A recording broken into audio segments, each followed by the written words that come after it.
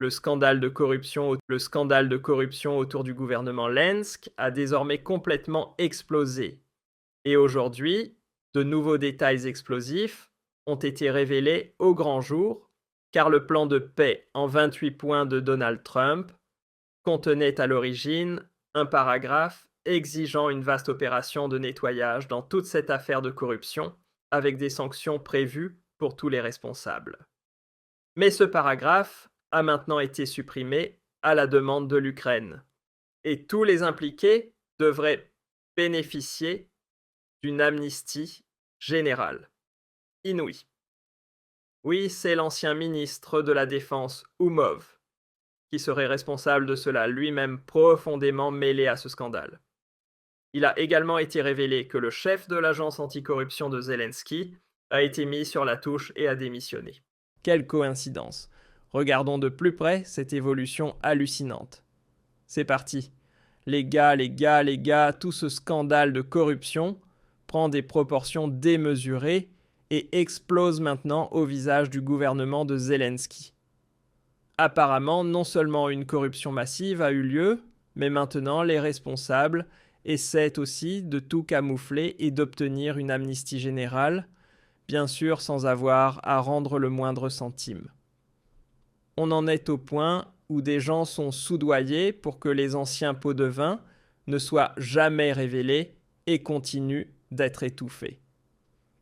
Et ceux qui tentent de mettre en lumière toute cette saleté et de traduire les coupables en justice se retrouvent tout simplement mis à l'écart. Franchement, j'en ai la nausée. Et quand je vois que nos politiciens européens ne réagissent même pas à ça, eh bien ça rend cette situation encore plus insupportable. C'est fou que cette bande ukrainienne s'en sorte aussi facilement. Mais passons tout cela en revue, étape par étape, et commençons par le chef de l'agence anticorruption. Le Kyiv Independent a rapporté « Le plus haut responsable anticorruption démissionne en raison du plus grand scandale de corruption de l'Ukraine. » Andrij Syniuk, procureur adjoint spécialisé dans la lutte contre la corruption en Ukraine, a déclaré le 21 novembre qu'il avait démissionné à la suite d'une enquête interne liée à une vaste investigation sur des faits de corruption visant l'entreprise nucléaire d'État Energoatom. Il a confié à la plateforme d'information ukrainienne Babel qu'il avait pris la décision de quitter ses fonctions afin d'éviter toute spéculation concernant son influence dans l'affaire Energoatom. Le parquet anticorruption spécialisé SAPO a par la suite confirmé sa démission.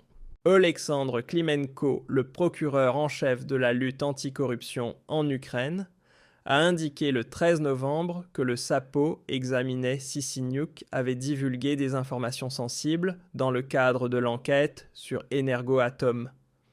Cette déclaration faisait suite à des rapports selon lesquels Timofey Mindish aurait été prévenu d'une perquisition imminente et aurait pu quitter le pays. Franchement, c'est vraiment choquant car cela fait des semaines que je me demande comment le principal suspect de tout ce scandale de corruption, ce fameux Timofey Mindish, a pu quitter le pays, et ce seulement quelques heures avant son arrestation prévue par le parquet. Et maintenant, on apprend qu'il existe apparemment des accusations contre le procureur adjoint spécialisé dans la lutte anticorruption, Andrij Syniuk, selon lesquelles il aurait transmis ses informations sensibles à Mindish, lui permettant ainsi de fuir à l'étranger. Ah, et ça c'est grave, parce que cela veut dire deux choses. Soit la corruption s'étend jusqu'au plus haut niveau de l'agence anticorruption, et ils ont eux aussi été achetés pour éviter que le scandale n'éclate surtout, afin que les principaux coupables puissent se sauver à temps. Soit au contraire, ces accusations sont totalement inventées et le gouvernement de Zelensky cherche maintenant à neutraliser tous les procureurs après avoir échoué à museler l'ensemble de l'agence. Mais quoi qu'il en soit, cela projette une fois de plus une image catastrophique de l'Ukraine et je ne peux que secouer la tête devant une telle situation. Mais attention, ça va encore plus loin maintenant et l'opération de dissimulation est en train d'atteindre les plus hauts sommets. Le Wall Street Journal vient tout juste de publier ceci. Le plan de paix de Trump exige de vastes concessions de la part de l'Ukraine, et tout en bas se trouve une phrase explosive. Un haut responsable américain a déclaré que l'Ukraine avait considérablement modifié l'un des 28 points de la version du projet publié en ligne. Pour faire toute la lumière sur la corruption, le projet prévoyait à l'origine un examen de l'ensemble des aides internationales reçues par l'Ukraine. Mais cette formulation a été supprimée et modifiée de manière à accorder à toutes les parties une amnistie complète pour leurs actes commis durant la guerre. Non, mais alors là, le paragraphe anticorruption, c'est-à-dire la clause qui prévoyait la vérification des fonds internationaux, a tout simplement été supprimé du plan de paix et à la place, tous les politiciens devraient maintenant bénéficier d'une amnistie totale. Je rêve, c'est à peine croyable. Le portail d'information Gazeta Express est allé encore plus loin. Selon le Wall Street Journal, un point du plan de paix américain pour l'Ukraine a été modifié. La version initiale de l'accord prévoyait un examen détaillé de toutes les aides internationales reçues par l'Ukraine pendant le conflit, rapporte le Wall Street Journal. Donc, il ne s'agissait pas seulement des fonds à venir, mais bien aussi d'une enquête sur les financements déjà versés.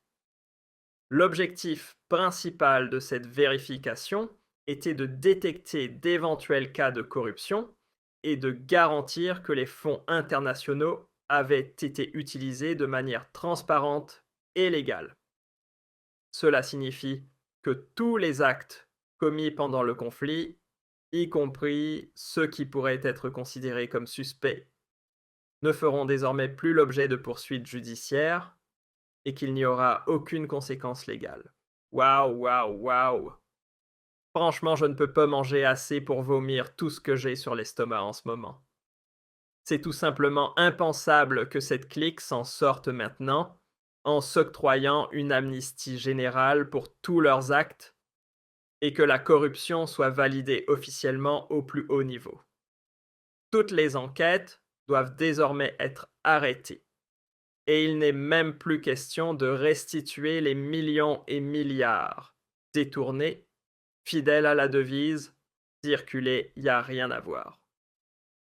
Et celui qu'on pointe du doigt comme responsable de tout cela, c'est l'ancien ministre de la Défense, Umerov, qui se trouve actuellement aux États-Unis et qui est lui-même jusqu'au cou impliqué dans ce vaste scandale de corruption. Et c'est lui qui aurait veillé à ce que le fameux paragraphe anticorruption soit supprimé du plan de paix. Mais évidemment, il nie tout en bloc et ça ne me surprend même pas. Le Kyiv Independent a rapporté ceci. Un haut responsable ukrainien dément les accusations. Il aurait plaidé en faveur d'une clause d'autoprotection après l'apparition de soupçons, selon lesquels il aurait approuvé le plan de paix américain. Le haut fonctionnaire ukrainien en question, l'ancien ministre de la Défense Umerov, a rejeté ces accusations le 21 novembre. Il nie avoir approuvé ou modifié les clauses du nouveau plan de paix proposé par les États-Unis. La déclaration d'Umerov intervient en réponse aux allégations selon lesquelles il aurait pu manipuler la clause qui aurait permis d'engager des poursuites pénales contre des responsables ukrainiens reconnus coupables de corruption. Que dire de plus ? Bien sûr qu'Umerov rejette toutes les accusations car les autorités enquêtent également sur lui et il essaie clairement de sauver sa propre peau. Mais que ce soit lui ou non qui ait modifié le traité de paix, une chose est désormais claire. L'opération de camouflage se joue désormais tout en haut de la hiérarchie. Et c'est franchement délirant d'imaginer que Donald Trump puisse accepter une chose pareille. Et vous savez quoi ? Ce n'est même pas encore fini. L'histoire continue. Selon des informations relayées par les médias, une autre haute responsable pourrait également être impliquée dans le scandale de corruption en Ukraine. Olena Douma, l'ancienne directrice de l'agence ukrainienne pour la récupération et la gestion des avoirs, s'est rendue en mai, dans un bâtiment où se trouvait le bureau de lutte contre le blanchiment d'argent comme l'a rapporté Ukrajinska Pravda le 20 novembre. Le média affirme disposer d'images montrant Douma entrant dans le bâtiment. Selon les informations, elle y serait restée pendant 50 minutes. Douma a réfuté les accusations dans un commentaire. « Je ne sais pas où se trouve ce bureau anti-blanchiment, ni qui en est responsable », a-t-elle déclaré.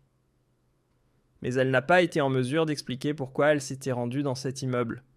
Comme vous pouvez le constater, cette affaire n'a tout simplement pas de fin, et jusqu'à présent, seule la partie émergée de l'iceberg a été révélée. Il y a encore énormément de choses qui vont suivre, et c'est pour cela que l'Union européenne doit enfin tirer la sonnette d'alarme et couper les ponts avec cette Ukraine gangrenée par la corruption. Alors qu'en pensez-vous de cette évolution choquante ? N'hésitez pas à partager vos avis dans les commentaires sous la vidéo.